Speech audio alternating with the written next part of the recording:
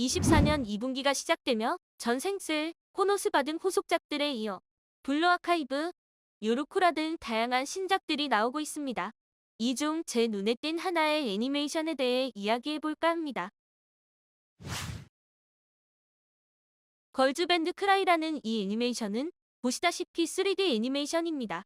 지금껏 3D 애니메이션들은 카툰 렌더링이라고 하여 2D 애니메이션의 느낌을 품고 가는 3D를 보여주었습니다. 아인, 사신 도련님과 검은 메이드 같은 기존의 애니메이션 느낌을 그대로 품은 3D와 기포디제이, 뱅드림 이기처럼 게임 모델링에 가까운 3D가 있죠. 카툰 렌더링의 가장 큰 특징으로 구분선이 명확한 음영 처리가 앞선 애니메이션들에선 확인되고 있습니다. 반면 걸즈밴드 크라이는 캐릭터에 들어가는 음영 부분이 그라데이션 처리가 되어 있고 앞선 애니메이션의 모델링과 차이가 느껴집니다. 어떤 모델링이 더 좋다라고 말할 수 없고 서로의 장단점은 있지만 자연스러운 음영 처리로 인해 이전과는 다른 분위기가 연출되는 것은 확실합니다. 사실 이러한 모델링에는 숨은 이야기가 있습니다.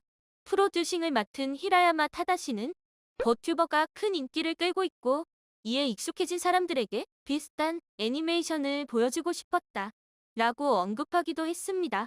실제로 버튜버를 자주 보시던 분들이라면 익숙한 느낌이 드셨을 거라 생각합니다. 물론 걸즈밴드 크라이의 모든 부분이 3D로 처리된 것은 아니며 오프닝에서도 기존의 애니메이션과 같은 모습을 보여주며 사진과 같은 사물에서도 기존 2D 애니메이션의 작화를 보여주고 있습니다.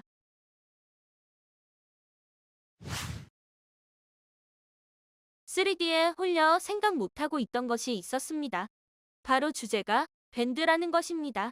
사실 일본 쪽에서는 밴드림, 케이움 등 상당수의 밴드를 주제로 한 애니메이션이 인기를 끌었습니다.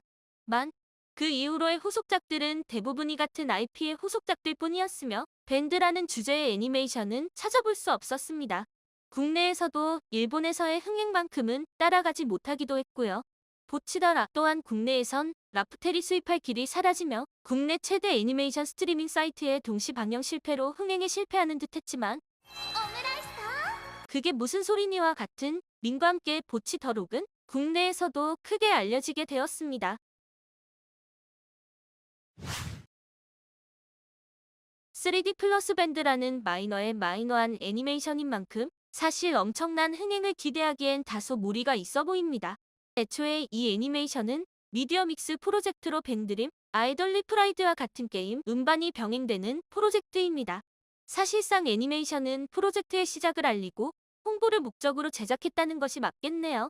실제로 걸즈밴드 크라이의 성우들은 성우 경력이 없지만 실제 공연이 가능한 사람들을 데려왔으며 애니메이션을 위해 코지마 사치코에게 교육을 받고 있다고 합니다.